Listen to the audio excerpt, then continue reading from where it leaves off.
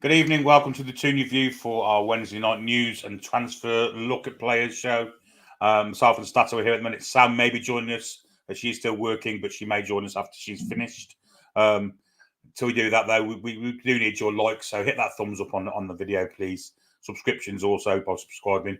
That really helps. Join as a member if you so desire by clicking the join button, and super chats are also available by clicking the $sign. And that, of course, guarantees your comments to be read out. How are you, Stato? Tired. I got home about 10 minutes ago. The M1 is a terrible motorway, but where have you been today? Near Braintree-ish. Essex, yeah. Somewhere down in Essex. So, yeah, left at 6:30 this morning, got back 10 minutes ago. So, lovely 12-hour days. Unbelievable. Long old day, that is. Yeah, but there is lots of news to look at, isn't there? So, I say lots. There's one important one, which, of course, could involve Newcastle United, and that's the resignation of Gareth Southgate.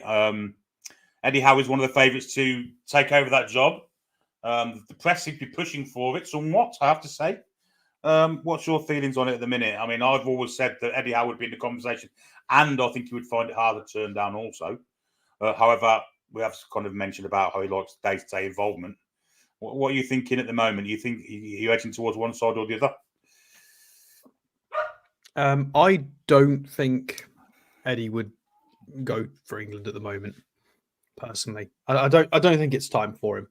I think, although I say that, I think Gareth Southgate got the job when he was less qualified than Eddie is right now. But obviously, he was part of the youth setup before he then was caretaker manager and then became the permanent manager. So he had a bit of a different pathway. That being said, we already know that Eddie loves the day-to-day style of club football, of the training and all the rigmarole that goes with it in a positive sense of the word.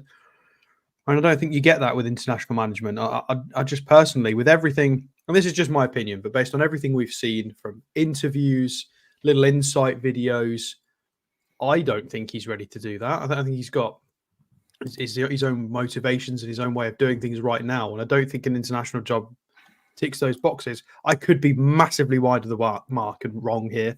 It's just based on the information we've got so far. So, and they'd have to pay a lot for him as well. So, That is the big thing, isn't it? And apparently he signed a contract, a 5-year extension, wasn't there, last year or the year before, last season or the season before, I should say.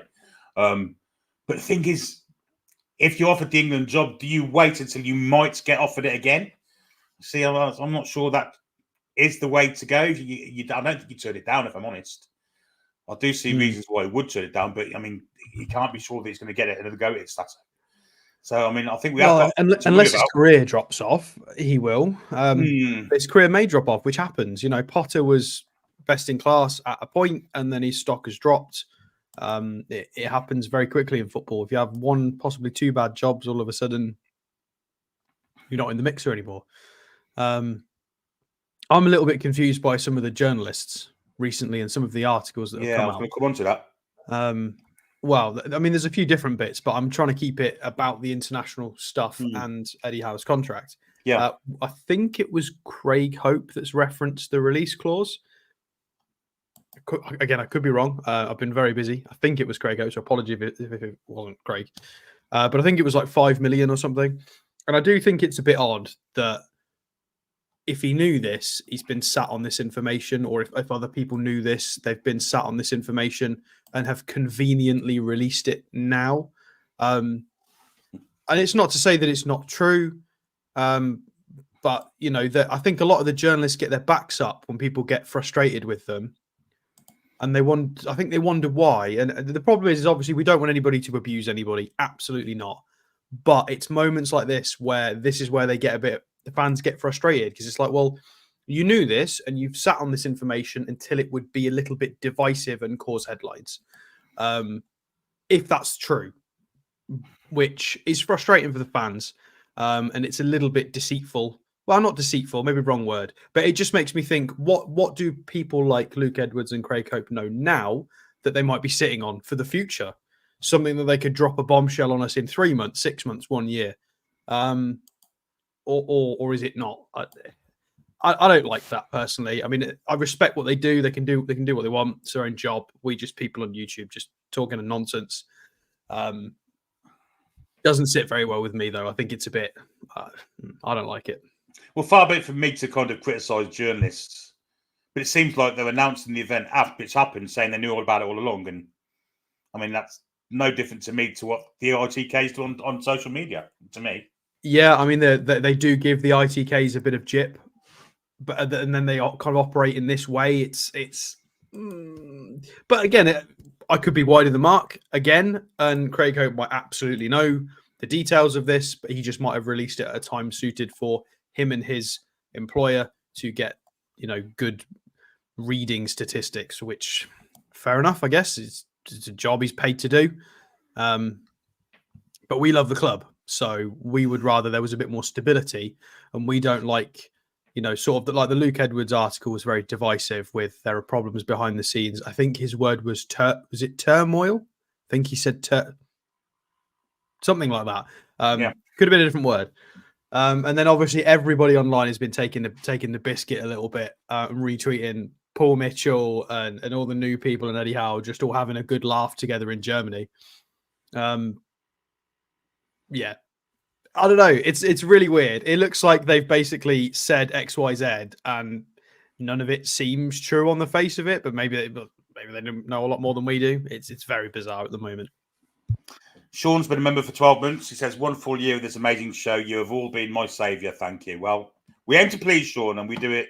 You kind of do it for us too, Evening to Maccas and Ray Fagan. Hope you're well. Germany. Yeah, there's lots of happy faces. Joe Linton's done an interview today. Looks very happy. Paul Eales did a good interview yesterday. I mean, it's not the kind of atmosphere that the journalists are portraying Saturday on the outside looking in, is it? No, I mean, we might as well do an early door screen share just to kind of prove a point.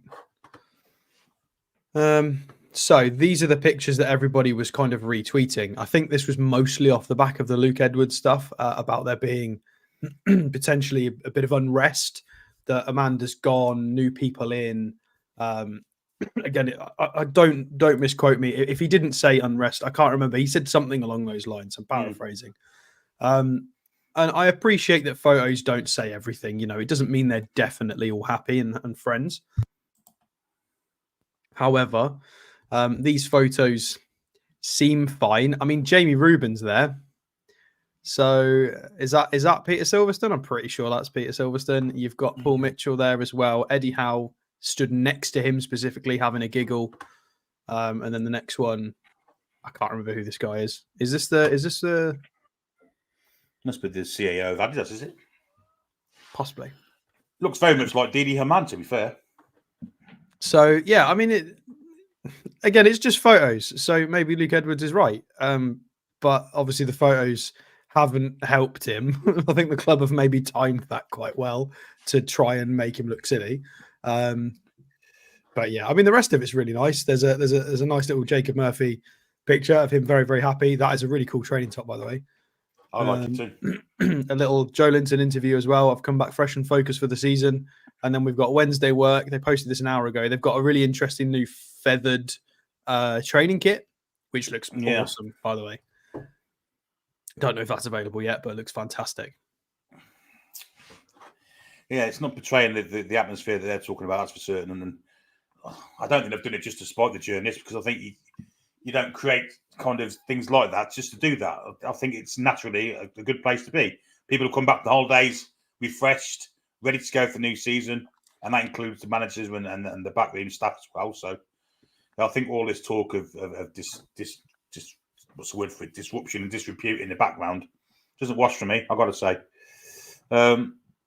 Sothy says Eddie might walk if he's not back this window. Well, we shall see. Matt Smith says the next manager will be Lee Carsley. See, that's the one I think will get it. Promote from within.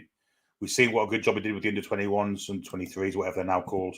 I wouldn't mind seeing Lee Carsley have a go. And people say, who's Lee Carsley? Is he qualified for it? Well, he's done a good job with the under-21s. And even though he's never managed the club side, that's not necessarily a bad thing for me, I've got to say. I have to say. Your thoughts on Lee Carsley, Stato? I mean, you've seen his work in last summer. He had a way of playing the game, didn't he? With who? Sorry, I was reading comments. Lee Carsley, the under-23 manager, the under-21 manager. He's kind of been touted for the job as well. But is this England or? Yeah, England, yeah. Yeah. Do they have a different one to the under-21s and 23s? Is it? Yeah, same people, same person, same team. That's the same guy when it was the under-21s who won the Euros that we watched. Yeah. I don't know enough about him to comment, really. The under-21s played fantastically. I loved watching them. They were strong, but they had a lot of strong players for their age group. I think you'd got Morgan Gibbs-White was still playing for them, wasn't he? And Anthony Gordon, which are two players that even 12 months ago were a bit too strong, in my opinion, for a team full of under-21s. They'd got a really, really strong team. Doesn't mean you can always win, but they did. But beyond that, I don't know enough about him, about what his kind of tactical ethos is and how he wants to play and build and his background. I'm not sure, so I'd have to have a look if his name's a bit more in the running. So, well, he's a midfield player. Played for Everton, Coventry, Derby. Played for the Republic of Ireland, strange enough, despite being broadly Brummie like that. And then he was taken into the England setup, and you've seen the rest. I mean, I think he'd make use of the young players that we have. I've got to be honest, because he knows them better. Maybe be looking for a manager that's going to have a clean sweep. Just use the young players, the good talented ones. I disagree. I think you're describing what Southgate was 6 years ago. No. But what you've got to say is Harry Kane's got to go for starters. We need a new captain. There's no doubt about that. Yeah, but I think anybody that came in would freshen it up. Harry Maguire, another one. Don't want to see him in the squad again. But again, I think anybody who came in would freshen it up. So I don't think that's a problem. We just need somebody, and then somebody who can take what Gareth has built, which is a more positive vibe, a bit more of a winning mentality, getting deep into international competitions regularly, and having that talent pool, the togetherness. They need to then build on that tactically and actually build a side that can play proper football.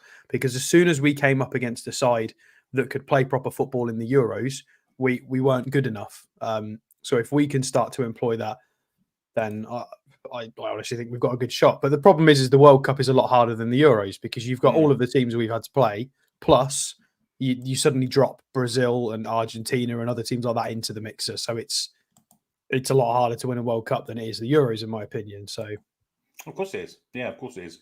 Things have got to fall into place more. Obviously, more competition, etc. But there certainly are players in that squad that won't be seen again.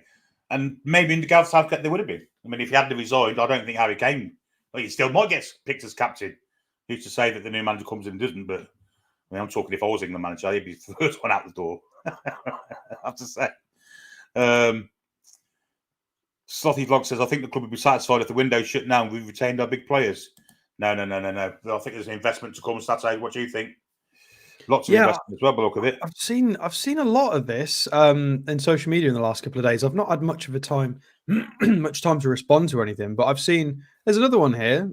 Kelly, the transfer window has been rubbish so far. We only sorted our PSR out 2 weeks ago, and we've literally just got a new sporting director in. We only had the meeting recently as well. We've had everything going on with Amanda and Mirdad, so I wouldn't worry too much. I think there's big money to be spent in this window, and I think they're just going for the right targets.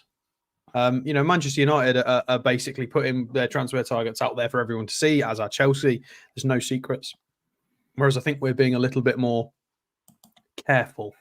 And maybe there's a bit of a change in strategy, and they're going to be very, very meticulous because they know that we can't afford to have missed transfers. We can't pay big for someone and it doesn't work. We did it with Tonali. We paid a lot of money for him and we couldn't use him for a season. That was a big drop of the ball, regardless of whose fault it was. We can't have that again. We can't have this summer. We can't drop 60 on someone and it doesn't work. We've got to get it right. So there's always risk in transfers, but we need to be very, very careful because we don't have the revenue like a Manchester United where we can spend 85 million on two wingers and both of them are rubbish. We can't do that. If we do that, we're done. We're absolutely done. We'll break PSR. It'll all go to pot. So we've got to be very, very careful. And then there's an emphasis on homegrown trained at club, Premier League experience, improving the academy. You're looking at under 18 prospects, 16-year-olds, you're looking at 23-year-olds, and then you're looking at, are there any experienced heads that we may take a gamble on? It's massive. It is massive. So I wouldn't worry. I think there's going to be at least 2 big signings. I mean, Romano thinks there's going to be 4. So, and I know some people don't like Romano, but he does have good contacts in the industry. That's why he is where he is. So he's not an idiot. He has good contacts. He hears things from all the agents. So he will know roughly kind of what our plan is. He's not going to know exactly what we're going for because I think a lot of it will be under wraps. But still, I think there's big moves to be made. I like this comment from Dan. I know he's American. I love it when you guys say Z. Well, Z is English, my friend, and English is the language we speak, and we are English ourselves from the country of England. And Z is English, not Z or Z, whatever the word there is for it. Z is the word, letter. I agree with you, Star. I think we would definitely be signing. Manchester United, some people about Man United, they've just splashed 52 million on an 18-year-old centre-back who's played 1 season. And it's a massive game. Oh, no, I don't think it is. I think he's one of the best centre-halves in the world. Yoro? He's fantastic. He's absolutely fantastic, yeah. Having watched him a little bit, he's ridiculous. He's absolutely ridiculous. It might not work, but his season so far is absurd. I think actually I found some data on him just because there's been so much written about him in the last couple of days. Go on, let's have a quick look then. So this is a graphic that was made up by somebody on Twitter. Again, I would have to. So it's from Y Scout, to be fair. So it's probably accurate. You're looking at ball playing aerial threats. So central defenders in Europe's top 5 leagues, greater than 1,400 minutes played, with greater than 2 aerial duels per 90 and better than 9 forward passes per 90. So this is basically the Fabian Schär of everyone's team, or the Botman, depends how you want to spin it. But Schär, obviously, we know can ping a pass. So you can see all those kind of profile players. And Yoro, despite being a child, is right at the top. He is miles above in aerial duels won, with lots of forward passes as well. He's a great player. So I'm very, very sure, as Kenzie's just said there. So I'm sure Man United will quite happily break him within 12 months and make him rubbish. Probably. This is an interesting thing from Harry Foster. I did read Southgate is the bookies' favourite to get the Newcastle job if Eddie goes. William Hill have Newcastle at 92, maybe step backwards. Well, it's only there's people betting on it. There's no chance that happens, I don't think. Absolutely none whatsoever. Any players tonight, Stato, that we've been linked with that we can have a look at transfer-wise? I mean... not yet. You're going to have to let me do a few comments. Coming in. I shall do a few comments. Looney Toon said if Eddie leaves, we'll get Pep at the end of next season. Don't be worrying. Well, that's interesting. Terry C's asked, would you swap Eddie Howe for Pochettino? That's a good question. I would personally, I have to say. I think Pochettino is a level above Eddie Howe, although Eddie Howe may get to that level at some point. So it's 61.5 less than others for me. But if Eddie was to go to England, then I think Pochettino would be the man I would want in charge of Newcastle United. There you go. What do you think, Stato? If push came to shove. What, Poch or Pep? Poch for Eddie. If Eddie goes to England, would Poch soften the blow somewhat? I mean, he's a fantastic manager. I don't want Eddie to leave because I think Eddie can be an elite manager. I think he's got all the right systems in place and attributes and the right mentality. It doesn't mean he'll get there, but he's giving himself the best chance, surrounding himself with the best people. He's at the right club that's growing. He's always willing to learn. He's open-minded. He's admitted mistakes, albeit slowly on occasion. I think he could be, but we'll see. But Poch is definitely not the worst manager we could go for. He's one of the best. If you go and listen to, I think Kieran Trippier talked about Poch on a podcast a couple of years ago, and some of the stuff he came out with was just fascinating. Like Poch would sit at the front entrance when the Spurs lads would come in the morning and just know if they'd had a fight with their missus the night before, it'd be like, no, you're not training today, go away. It's like, how? How do you know? How do you know that? It was mental. And but he said, Kieran Trippier literally said he was actually spot on every single time. Like he just knew.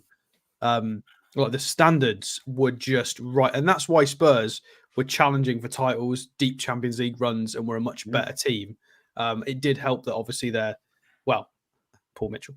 It did actually help considerably in things like that, and the recruitment. There were other things involved, but yeah, there were worse things that could happen. That's like falling over, but falling on a pot of gold. But I would still rather have a crack at this with Eddie because I think it would be nice. I think he's earned his chance to have a go. Let's hope we can have a better season with fewer injuries, tidy up the defence, and we can have a good crack at the top four again. So let's look at this player then, because I can see one ready to go with. I don't know who it is, so I'm as much in the dark as you guys out there are. So here we go. Antonio Silva. Yes, done him before, but what a player. He has all of the middle names, all of them.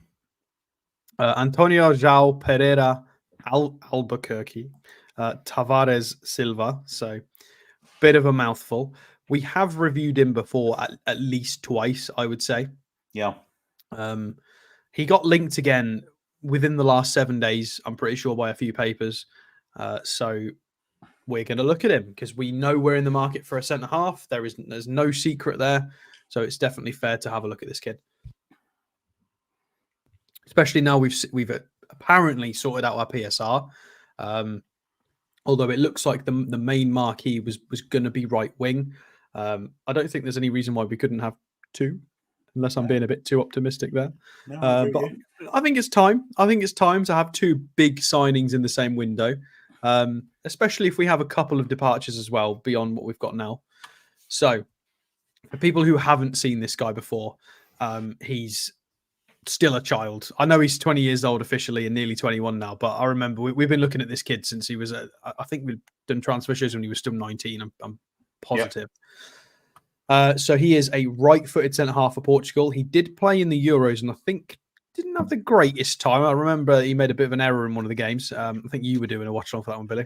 Yeah, him and Inacio played together. They rested Diaz and Pepe, and him and Inacio played together, which... Well, I mean, two basically teenagers as your two centre halves in an international tournament is doesn't mean they can't do it, but you're asking for trouble because experience is needed sometimes at that level. So 2,600 minutes in the Portuguese league with 2 goals from basically 2 XG, so he's bang on the money there. Champions League minutes and Europa League minutes last year on top of it, which is fantastic at Benfica. So a positive club, a very, very big club in Portugal. Please bear in mind, for people who aren't used to this when we do transfer shows, that the Portuguese league, and apologies, cover your ears, Portuguese people who are watching, Portuguese league is not a big league. It's not in the big 5. I do apologise. It's just not. So they do the work out the percentiles compared to the next 14 competitions, the next best 14. So these percentiles will be against the MLS, the Belgian Pro League, the Eredivisie, the Championship, basically Turkish League. It'll be against all of those other leagues. It'll be the other 14. So the percentiles might be deceiving. So don't just look at all the green and assume that it's fantastic. We do actually have to have a look at the numbers. So high volume of passes attempted. Again, you would expect that. He's a centre half playing for one of the best teams in the country. But his pass completion rate is fantastic. 92.9% is incredible. Just out of curiosity, I wonder what Fabian shares is, because obviously he's the guy, isn't he? He's the measuring stick when it comes to centre halves. While you look for share, we'll do a quick super chat. Peter Garthwaite, thank you for yours. Do you think they're waiting to see if Eddie goes? Yes, I guess so. I guess that's the way it will be. Go on, Kevin. So Fabian shares got an 83.3% one, which maybe I'm being a bit harsh because obviously he does have the license to play all the really difficult long balls. I guess maybe if we check Botman, it might be fairer because Botman doesn't do as much of the long balls. Botman's is 90.4. So there you go. You can see that this kid's definitely up there with the passing attributes. Antonio. But even the passing percentage is going to be higher in a lower league, isn't it? Yeah, you're not going to be able to do this in every league, especially moving to the Premier League, because he would be tasked with maybe playing a couple more dangerous switches, long balls, breaking the midfield lines. Yeah, I don't think it would be as high as this in the Premier League, but it would certainly still be high. I have faith that it would still be good. Progressive passes is fantastic as well, so he can pick his head up and play a decent long ball at 4.61 per 90 is great. And one progressive carry per 90 is good, which means he's quite happy at least once a game to go on a bit of a run, which we always like to see our centre-halves do that, as long as they don't then go and lose the ball. So it is important, and he seems to be able to do that. His tackle and block metrics are pretty high. 2.2 tackles per game is decent. Aerials is a little bit on the lower side, positionally, 1.79 for a centre-half. Yeah, I mean, he's still 20, 6'1", 6'2". This might get better, I would imagine, in the next few years as he fills out. And again, in a dominant team, does he get that many chances to jump for headers and things? Who knows? Yeah, that's true. Again, it depends on the profile of a lot of the Portuguese forwards in the league. I can't imagine they're all massive nines, but still. Take-ons is quite nice as well, 0.41. It's good to have a technical centre-half. Yeah. So if we scroll down and see who he actually profiles like, of course, remember, these aren't going to be players from the big 5 leagues. These are going to be player comparisons from the other 14. So it can't do, it does its best. But you've got Diomande in here from Sporting that we've been linked with before and is also a fantastic player. You've got Vestergaard, who is highly rated at that level. At the level he's in at the moment, well, they've been promoted, but it was fantastic. And Struijk as well at Leeds. So it's basically the best players in their divisions to a point. Gonçalo Inaccio's there as well, his compatriot at Sporting. And if we look at career to date, I'm pretty sure it's just going to be Benfica. It is, yeah. So it's his second season of senior football for Benfica with just under 2,700 minutes last year. Season before last, and then 2,600 minutes. So about the same. So good experience. Nearly 60 matches in a decent league, playing Champions League minutes, Europa League minutes. So that's great. We will have to bring up his sofa score very quickly. So ignore Mr. Victor there. If I can spell Antonio Silva. There he is.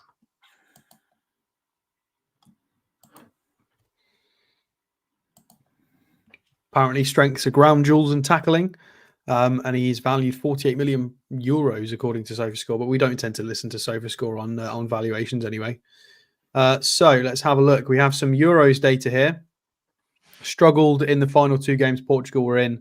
Again, I think Portugal struggled quite a lot towards the last stages. It was penalties and Ronaldo holding them back to a point. Sorry, Ronaldo fans, I do apologise. You are, yeah, you're bang on. Well, yeah. If we have a look at some of the club level stuff, I mean, they absolutely battered. I mean, I've not seen that team before. Aruca. 5-0, and he started in a 4-2-3-1. Otamendi, of course, is with him at Benfica. So he actually got subbed off. I wonder why.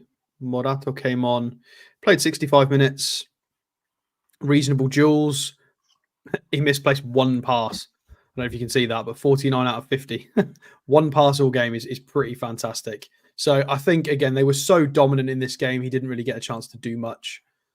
Previous ones, not dropping fantastic ratings, to be honest. But again, he is 20, so maybe give him the benefit of the doubt. We'll have a look at the Europa League. So they got knocked out by Marseille back in April, end of April. So a 4-2-3-1 again against Aubameyang and Diaye up front. Kondogbia, yeah, so tough team with Chancellor Mbemba there, the ex-Magpie, of course. So how's he done in this game? So very much right-sided. 120 minutes. Oh, this obviously went to extra time and pens, I'm pretty sure. 2 out of 3 aerial duels is solid. He only had 1 ground duel to contest and he didn't win it. Potentially Aubameyang there, maybe. 2 fouls gave away and very, very tidy again on the passing accuracy. 92% with 5 out of 6 accurate long balls. So some really, really interesting data. That is against a Marseille team deep in a Europa League competition. He's played a lot of minutes in that match. He did miss in the penalty shootout. Well, don't let your centre half take a penalty then, unless he's Fabian Schär. Yeah, so really, really interesting stuff from his recent data. I haven't watched Benfica since before Christmas. So, have I watched them before Christmas? I don't think so. But he's a great player. Every time I've seen him, fantastic. I think he's a tougher time this sort of side of the year of 2024. What are your thoughts on him, Billy? I like him. I think he's. I know the last time I saw him, he had a poor game, but he's one of these players that look like they've got time on the ball, and it's not often you see defenders that have that if they're being pressed. He looks like he's got time on the ball. He's one of these calm, cool, collective defenders. Finds a pass, good stopper as well, good tackler, good defensively, but just a calm. And at the age of 20 as well, it's an amazing kind of trait to have, but it inspires confidence in the rest of the side if your defenders that solid and that calm at the same time. I think Silva's one of them types of defenders. Really good player. I don't know what we'd get. I mean, I don't know how much it costs these days. I don't think 45 million a game, if I'm perfectly honest. Well, depends what situation they're in. I'm not familiar with Benfica's financial situation currently. I agree. I think this is the kind of guy. Didn't he have a release clause the last time we were talking about it? I think he may have done. Yeah, he may have done. Okay, that's quite high, everyone. Yeah, if everybody could see that, 100 million euros apparently, according to Transfermarkt. Bit steep, but this is what they rate this lad. You know, this is somebody that I could see going to like Man City in 2 or 3 years. I'm pretty sure I said that on the last time we reviewed him. Yeah, this is the kind of guy that, yeah, he'll go to somewhere like that. He'll go to a top 2 or 3 Spanish club or a top 2 or 3 English club. He'll slot in somewhere and play regular Champions League regularly for Portugal, and he'll be technical, impressive, and he'll be around for years. He's just one of those guys. I mean, you can see he's 20 years old. He's already got 13 caps for his country. Bearing in mind, as a centre half, that's outrageous. If you're a little winger who gets subs, yeah, centre halves in Portugal, that's mental. And he's been involved all the way back to the U16s level. So he is going to cost a lot more than that. They may accept less. They may accept less. I mean, Toon Talks just said Benfica 160. Yeah, I mean, it's completely reasonable that they would accept something under the release clause. Obviously, I think 40, 45, they might say go fish. But if they could get something a bit higher, they may take it because it might be good for them to reinvest. Tricky one. His contract does expire in 2027. So that's what, 3 years from now? Yeah. Who is his player agent? Guess Diffute. Whoever they got. I like this is the part of the show I like when we look at who else they've got under there. Tutelage. And they've got a lot, to be fair. The total market value on their books is 1.45 billion. What, zoom in, let's have a look at them. It's a lot. It's anyone that's I don't know. There's some stars there, isn't there? Not just Portuguese either. Crikey, remind me. Lenny Yoro's there. Ugarte, Balde, Nuri, Ruben Neves, Lunin, Fabinho. I mean, I've not found anybody yet that plays for us or we've dealt with. Asensio, Ronaldo, Christ, Giovanni Reina, Ronaldo, Gedson Fernandez, Jose Sá, Semedo, Podence. I'm sure I've seen the whole Wolves squad so far. Yeah, pretty much. Renato Sanchez, Danilo Pereira. Yeah, I don't think anybody that we are familiar with, but yeah, it's obviously an enormous agency that represents a lot of people. No, we don't want your Amazon Prime. Go away. Yeah, so an enormous agency. So do I think we would get this guy? Probably not, but I do think there's a surprise in this window. I do 100% think there's a surprise. I think we're nailed on to get a top quality right winger of sorts. I think we'll try and go big. And then I think there's going to be a surprise somewhere. Yeah, I think we're going to get a quality centre half as well. I've got to be honest. I think so. I agree with you. I'd like us to get Silva. And those, be honest, the Sal's will not play for us again. And Kraft is nowhere near the mark. So both of me. So I don't know who else he's mean. I don't know if those must be an autocorrect, and I can't think who else he means from that. But definitely Antonio Silva. He's one of his. Well, I mean, Lascelles may play for us again. If we get to Feb, March and 2 people get injured, Christmas is tough. Gracie Stratton says Wilson's injury record is still a concern. Depends on who else is available to replace him. Don't want another season where potentially no strikers after Isak and Wilson both injured. Yeah, I think we'll sign a striker as well. I've got to be honest. But it may be a third choice, and if Wilson goes, maybe a higher level than that. But definitely need one. Do you think there's a universe in which we buy a forward and keep Wilson? No. No. I wish there was. I'd want it to be, but I just don't think Wilson will want to be third choice. I don't think he's happy being second choice.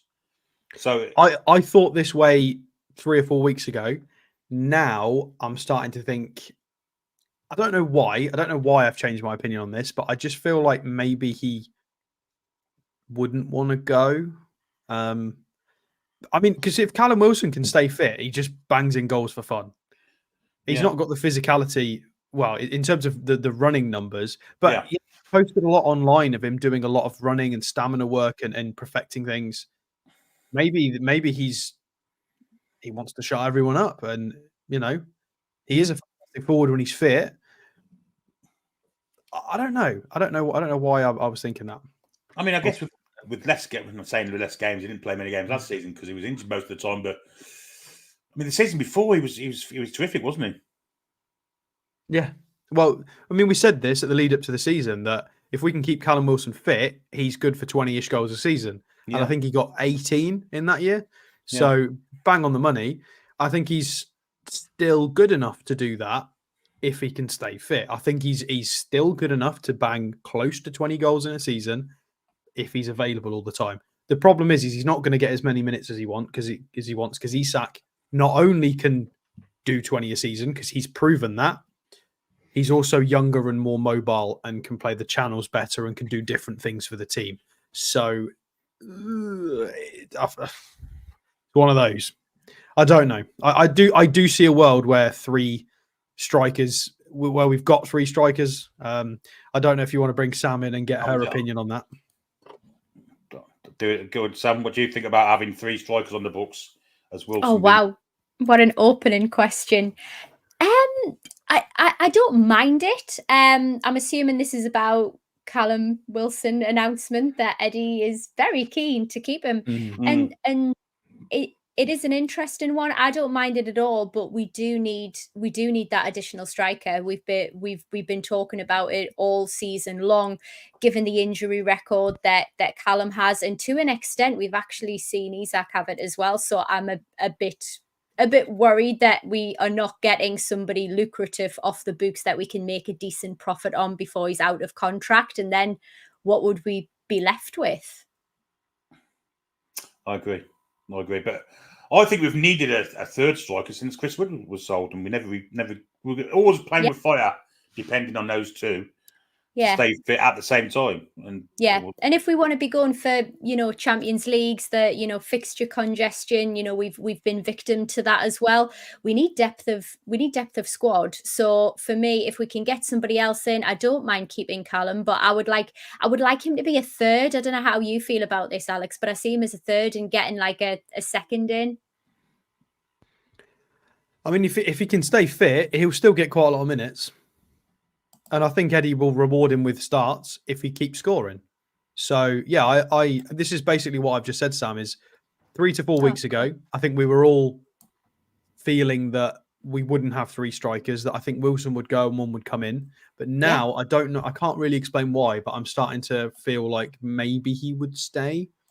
And I do feel like Eddie would play him if he's doing well. If he stays fit, comes on, scores a goal. Next game, scores a goal. Then he gets a start, scores a goal. Eddie will play him. Absolutely, Eddie will play him if he's doing well. But obviously, Isak contributes to other parts of the team that Wilson can't. He's got a lot more energy. He can play the wings better. It's a tricky one. It just depends on where Wilson's head's at. It really does. Because I agree with a lot of people in the chat. I don't think we get good money for him anymore, because I think it's quite a risky transfer. I don't think it's worth selling him if people aren't going to offer good money. If people offer us 10 or 12, I don't think that's worth what Wilson can do.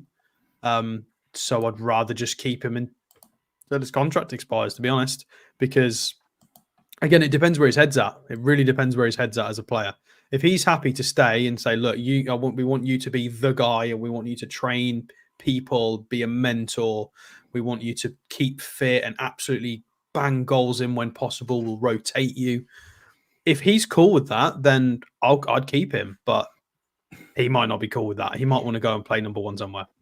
That's it. Is he cool with that? And for me, like I follow him on Instagram, and there's always really these cryptic posts. I'm not into them. I don't know how anybody else feels about this in the chat or who follows his account, but they always, honestly, they've generally had me thinking he's not happy at Newcastle.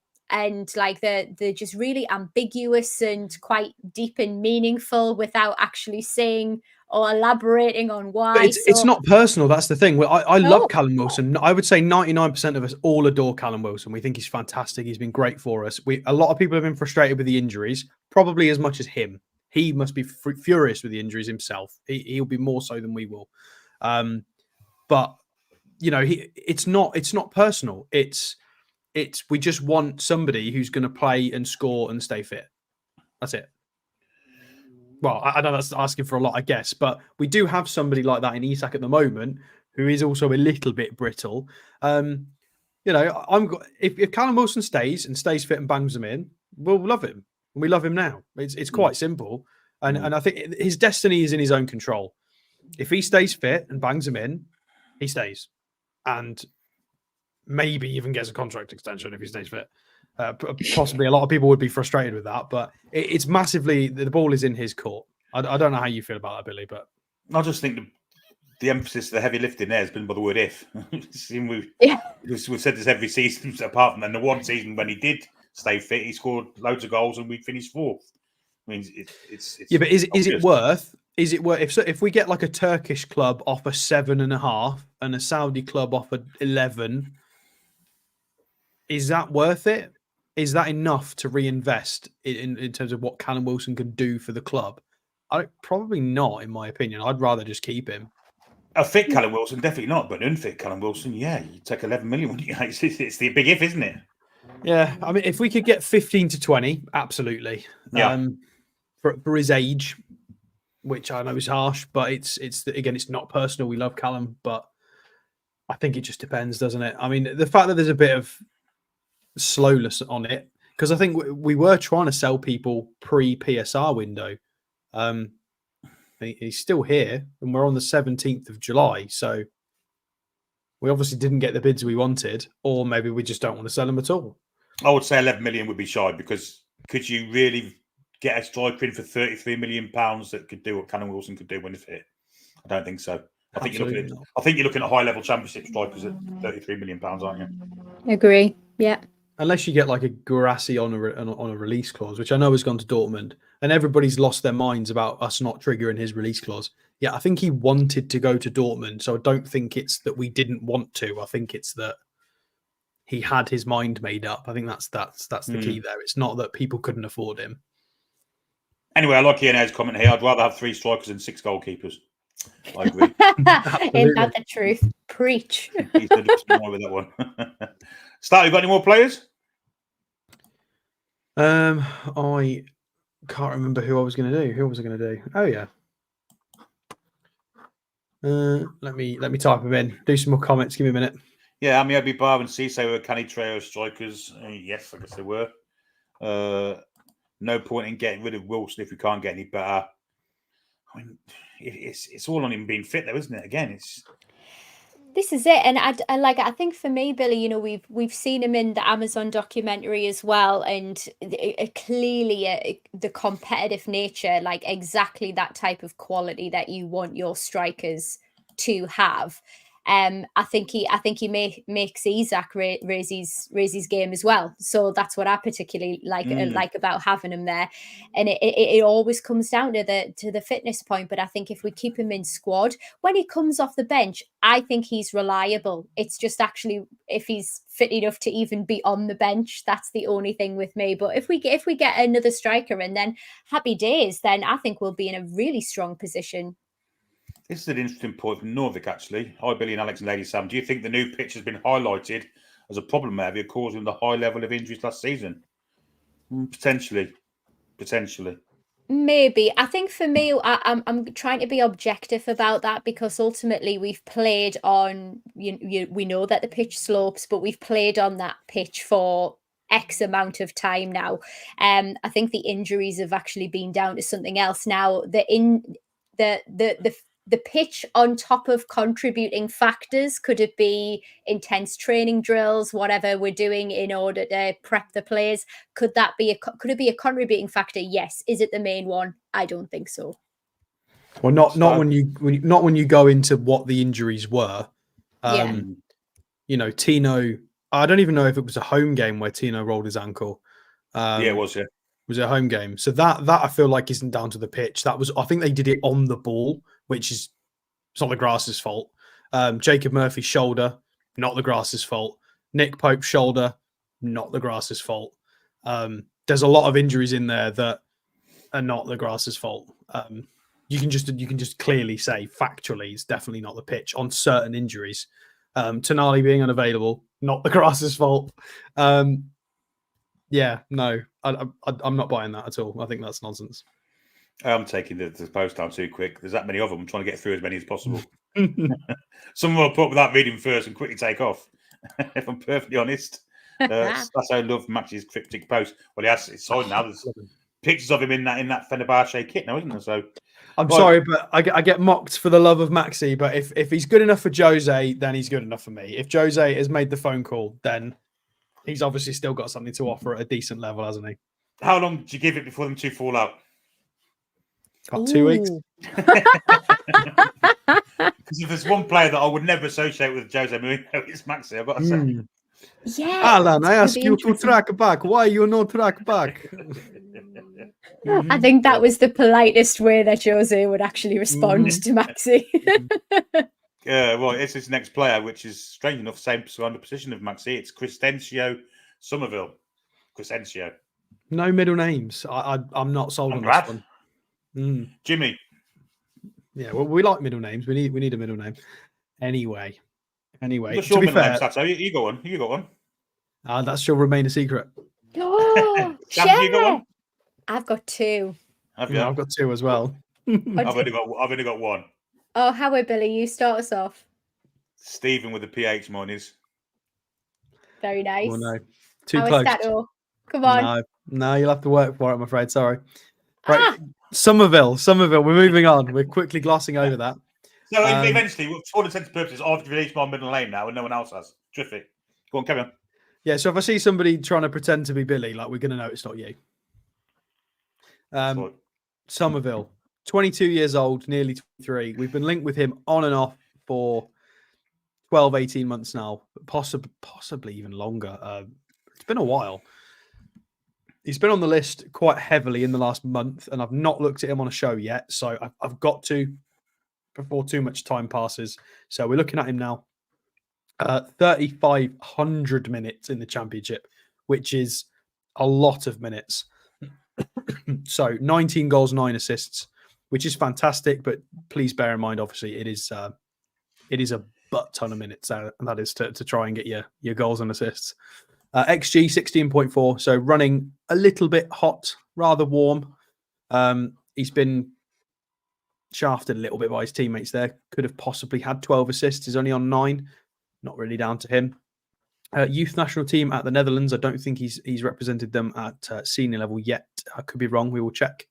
We'll scroll down and have a look at the data. Please bear in mind, this is not the Big 5 leagues. This is, again, men's next 14 competitions. So this is against Portugal, Belgium, Netherlands, all of those kinds of leagues. But that being said, it is still very impressive. 5 progressive carries is fantastic.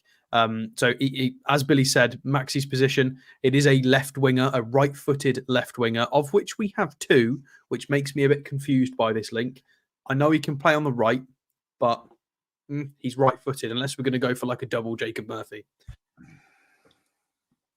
So progressive carries is fantastic. Progressive passes is pretty good as well for his position. Successful take-ons is very, very good. 2.5 times per 90. He beats his man, which is great. Shot creating actions, 6 per game. So his teammates are getting 6 shots as a result of stuff that he does. He also tries 3 shots himself.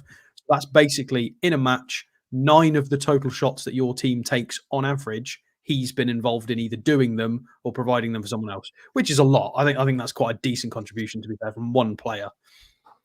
Defensive metrics are okay. Bear in mind, again, it is not the top 5 league, so I think this would be considered lower in a higher comparison. It's all right. It's not bad. Tackles is okay. It's I would say middle of the park. In terms of who he profiles like, again, the comparisons are going to be people from the next 14 leagues, so there's not going to be big hitters in here. Although, that being said, Johan Bakayoko is a big hitter. He's very, very well regarded, and everybody thinks he's going to get a big move this summer. Good old Chucky, Irving Lozano's on the list. He's always on the list somewhere. Andreas Skov Olsen is also highly rated at Club Bruges. Bernadeschi as well at Toronto is somebody that was at Toronto. I do know. When did he go to Toronto? I must have missed the memo. Dennis Mann, their number 3, had a really good Euros with Romania as well. Oh, of course, yeah, they had a fantastic year, didn't they? So career to date, I believe he was involved at Feyenoord at youth level, but it doesn't say that on here. We'll check when we get to transfer marked. But quite a lot of senior football. I don't know what went wrong here. Maybe some injuries, possibly a bit of a gap there. But as an 18-year-old for Leeds in the 2nd Premier League, in the Premier League Division 2. He's all right. Odds and sods there. Breakthrough is this when they got relegated? Or was that? No, that was relegated. Yeah. So before that, he had 130 minutes, basically nothing. So his breakout season was the year they got relegated. I think we do remember him a lot more because he was on Match of the Day. He was quite impressive. 4 goals, 2 assists, only 1,400 minutes with 12 starts. Unfortunately for him, maybe a little bit too. They needed him to sort of flourish the season before, maybe, and arrive a bit earlier. But his season in the Championship's been pretty crazy. He's been ever present, contributed massively to goals and assists. And let's go have a look at his transfer mark. So he does have 8 caps for the under-21s with 2 goals. He's officially a left winger. So even though he can play both, all the websites are saying he's mainly a left winger. Yeah, it's got middle names and all stuff, so. Oh, Gilbert. There we go. He does have one. Gilbert Silverio. Poor Gilly. Contract expires June 2026. Okay, so did Leeds get promoted? They didn't, did they? I think they missed out. No, it was Ipswich that came up. Yep. Yeah, so I think this guy probably will be due a move then. Yeah, you'd think 2 years left in his contract, high potential, young winger. I mean, it's just waiting to be picked up potentially at this point. I think Leeds would be quite fortunate if he doesn't disappear. And yeah, there you go. It's Feyenoord on that list. I was right. It should say if we scroll down. Yeah, Feyenoord youth, and then it was Dordrecht, whoever they are, and then Den Haag must be Ten Hag's sister club. Wait, it's Dutch for The Hague, Stato. Oh, is it? I didn't know that. Of course, it makes a lot of sense. Wow, Alex has been taught something off somebody else. I was astounded. I think I may have just made that up, but I think it makes sense. That's why Alex. Maybe that's why I didn't know it, because it's not real. SofaScore, we skipped over that. We can look at his agency, which I know Billy loves this bit. It is Wasserman or Wasserman. I don't know how we're saying this. And they do represent a bunch of our lads. Tino's on the list. Harvey Barnes is on the list. I think Lewis Hall is also represented by this agency. I think he's on page 2, though, if I remember rightly. Oh, and Ferdi Kadioglu. We like him. Although page 2 just doesn't want to load. Oh, well. Sod page 2. We're going to SofaScore. Summerville on SofaScore. They do say that high pressing is a factor. Of course, for people who are long-standing viewers of the channel and watch my old transfer shows, you will remember that FB Ref used to do a pressures metric, which when they got taken over by Opta, they stopped, which is really frustrating because the pressures metric was really, really nice. Unfortunately, a lot of the free things that we use, and even some of the paid things, you just don't get that data anymore. It is a shame.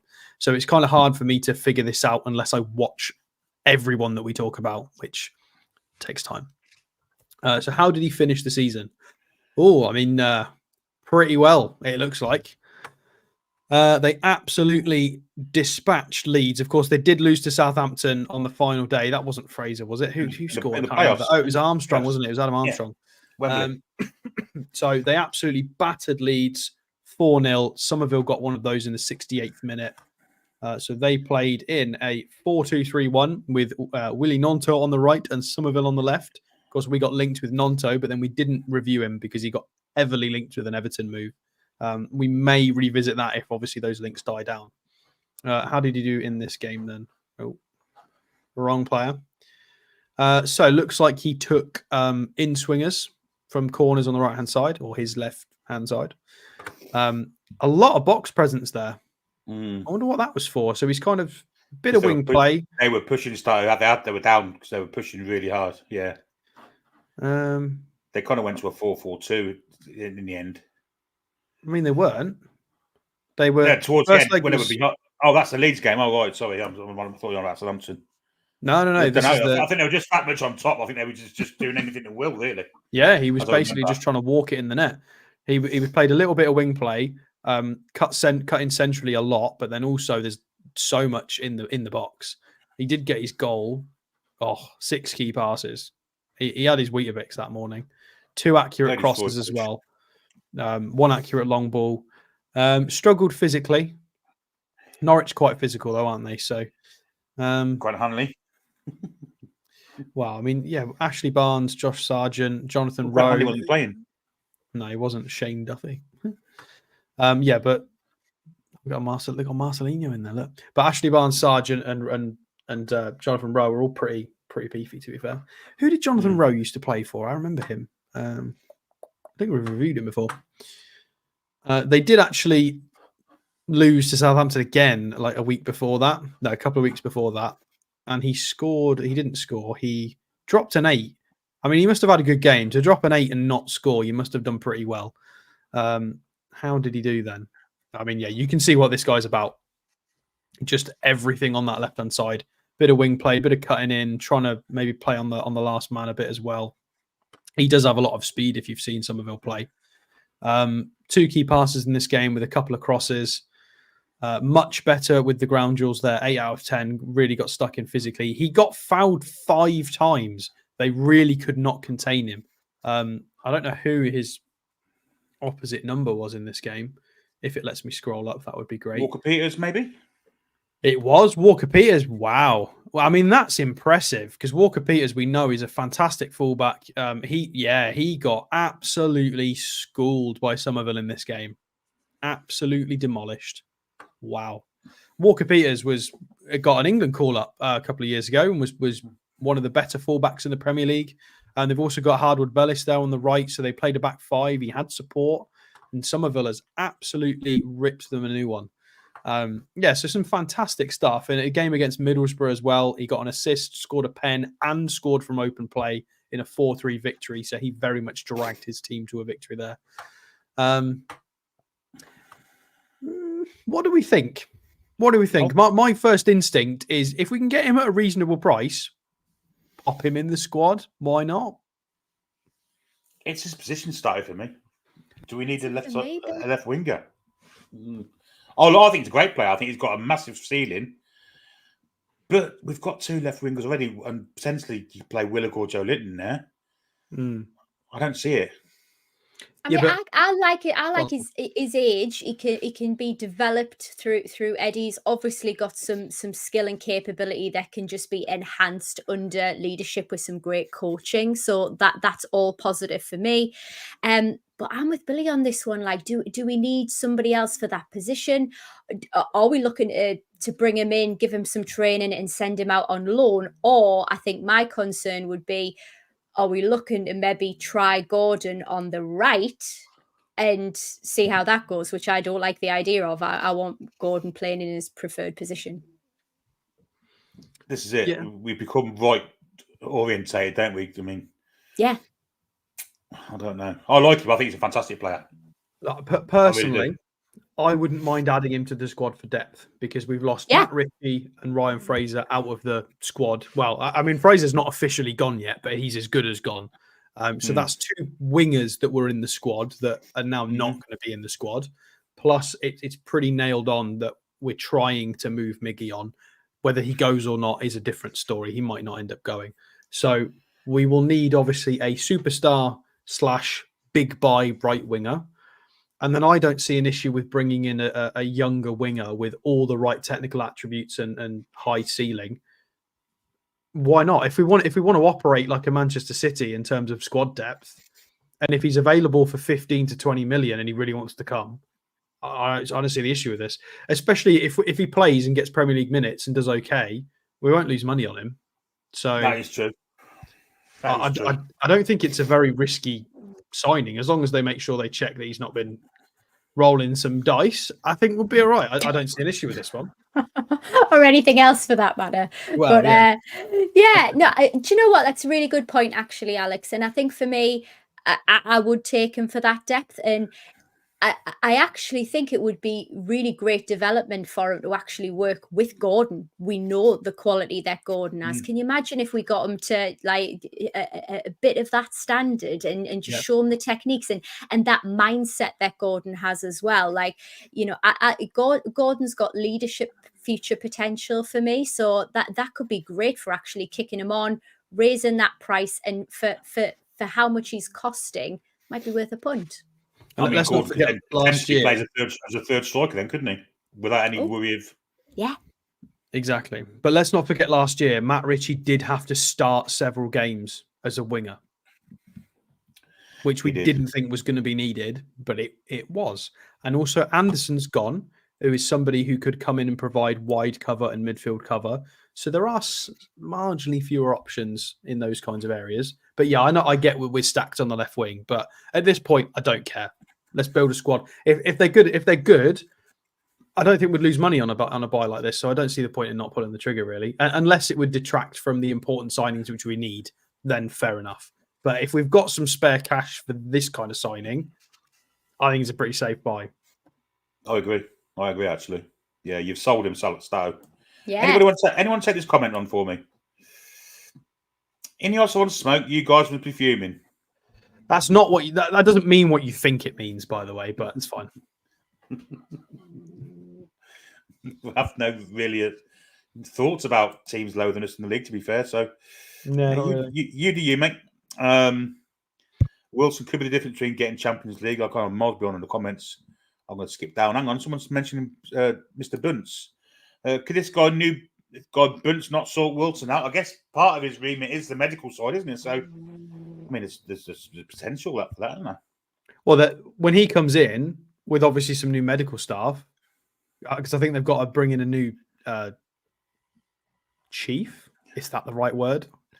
Boss. Let's go with that. Whoever the king of the physios is, whatever we're calling his position, her position, there will obviously be a conversation, won't there? They will have some kind of meeting and go, look, Callum, what's going on, mate? What's happening here? Why are we getting torn pecs and hamstrings going? What's going on? There will be a proper, obviously it will be less casual than that, but there will be a proper investigation. And they will try and work. If the plan is to keep him, then they will try and work with him for the season. And hopefully with some, new, not managerial, director level people in and proper analysts will maybe sort that out a bit better.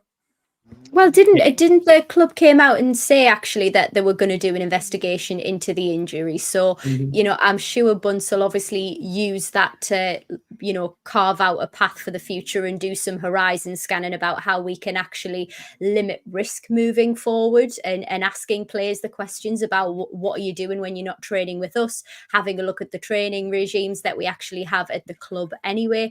I do think it's an interesting one because I think some players, like the rest of us are just predisposed to injury, and I think some of our players, like Callum, unfortunately are. We're desensitized to it now, aren't we? If we see Wilson wince, we're just like, oh, that's 6 weeks. He's gone. Yeah. We've come to the end of the show, folks. Yeah, we've done quite a bit. Sam, you missed out on the first play we did. I did. I'm gonna watch the show back. Apologies, everybody. I had to work. Antonio Silva, the Portuguese centre half. But we've only done two players. And we spoke about Mr. Southgate going and potentially Eddie Howe replacing him. Not a lot, really. Not a lot of news today. But thanks to all you got lot in the background watching us. The mods also keeping the chat in control. To Stato and Sam for helping out. And basically for you lot, basically us. You're the biggest winners of the thing.